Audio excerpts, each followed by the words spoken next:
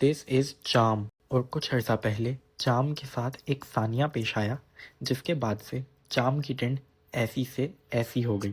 तो हुआ कुछ ये था कि चाम ने अपने 3 बहन भाइयों और अपनी माँ के साथ खेलते वक्त अपनी गर्दन केज में फंसा ली थी, लेकिन वो उसको वापस निकाल नहीं सका। और इसके बाद चाम ने स्पैरो वाली चीखें मारना शुरू कर दी।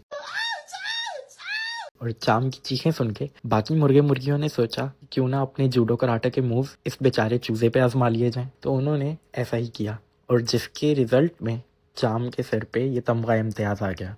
उस वक्त मैं तो यूनिवर्सिटी में था, मेरी आंटी घर पे थी, और चाम की चीखें सुन के उन्होंने जाके चाम को रेस्क्यू किया। और एक टोटका होता है जिसमें आप हल्दी और सरसों के ऑयल को मिक्स करके ज़ख़म पे लगाते हैं, जिससे ब्लीडिंग भी रुकती है और ज़ख़म को एक प्रोटेक्शन लेयर भी मिलती है। तो मेरी आंटी ने भी यही करना था। वो चाम को लेके किचन में गई और वहाँ पे उन्होंने हल्दी और ऑयल का मिक्सचर बना के चाम की चोट पे लगाया, और वो वापस चाम को ऊपर लेके जा रही थी उसके केज में।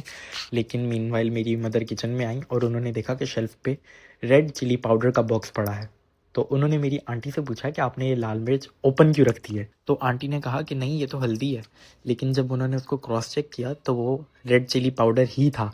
मेरी मदर और आंटी दोनों पैनिक कर गए कि उन्होंने चाम के वॉन्ड पे रेड चिली पाउडर लगा दिया है। तो उन्होंने जल्दी से चाम के ज़ख़म को दोबारा से क्लीन किया और ठीक मेडिकेशन बनाकर वो अप्लाई की, और फिर उसके बाद चाम को वापस उसकी मदर के पास छोड़ दिया। तो जब मैं शाम को यूनिवर्सिटी से घर आया और मुझे इस सारे किस्से का पता चला, तो मुझे तो बहुत ज़्यादा बुरा लगा अपने बेचारे चाम के लिए। लेकिन खैर, अब इस वाक़ये को 2 से 3 हफ़्ते गुज़र चुके हैं और अल्हम्दुलिल्लाह चाम इज़ बिल्कुल हेल्दी। This was the story. Bye bye.